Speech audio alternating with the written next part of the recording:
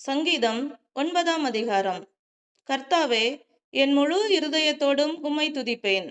உம்முடைய அதிசயங்களை எல்லாம் விவரிப்பேன். உம்மில் மகிழ்ந்து களிகூருவேன். உன்னதமானவரே, உமது நாமத்தை கீர்த்தனம் பண்ணுவேன்.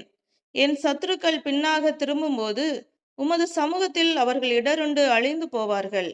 நீர் என் நியாயத்தையும் என் வழக்கையும் தீர்த்து நீதியுள்ள நியாயாதிபதியாய் சிங்காசனத்தின் மேல் வீற்றிருக்கிறீர்.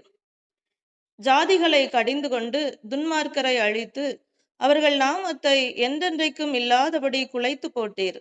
சத்துருக்கள் என்றென்றைக்கும் பாழாக்கப்பட்டார்கள். அவர்கள் பட்டணங்களை நிர்மூலமாக்கினீர்.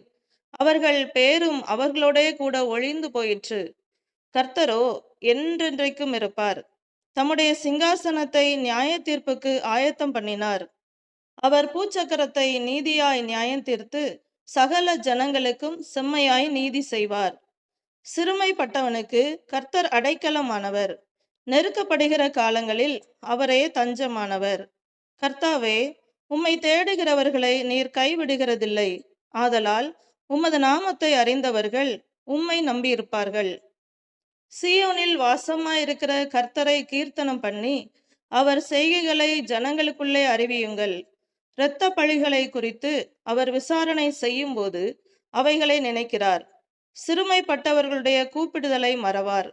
மரண வாசல்களில் இருந்து என்னை தூக்கி விடுகிற கர்த்தாவே, நான் உம்முடைய துதிகளை எல்லாம் சீயோன் குமாரத்தின் வாசல்களில் விவரித்து உம்முடைய இரட்சிப்பினால் களிகூறும்படிக்கு தேவரீர் எனக்கு இறங்கி என்னை பகைக்கிறவர்களால் எனக்கு வரும் துன்பத்தை நோக்கி பாரும்.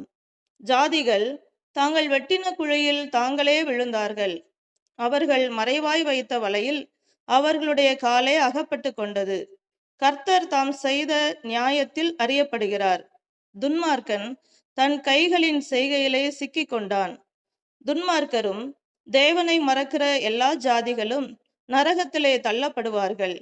எளியவன் என்றைக்கும் மறக்கப்படுவதில்லை. சிறுமைப்பட்டவர்களுடைய நம்பிக்கை ஒருபோதும் கெட்டுப்போவதில்லை. எழுந்தருளும் கர்த்தாவே, மனுஷன் பலன் கொள்ளாதபடி செய்யும். ஜாதிகள் உம்முடைய சமூகத்தில் நியாயம் தீர்க்கப்பட கடவர்கள். ஜாதிகள் தங்களை மனுஷரென்று அறியும்படிக்கு அவர்களுக்கு பயம் உண்டாக்கும் கர்த்தாவே.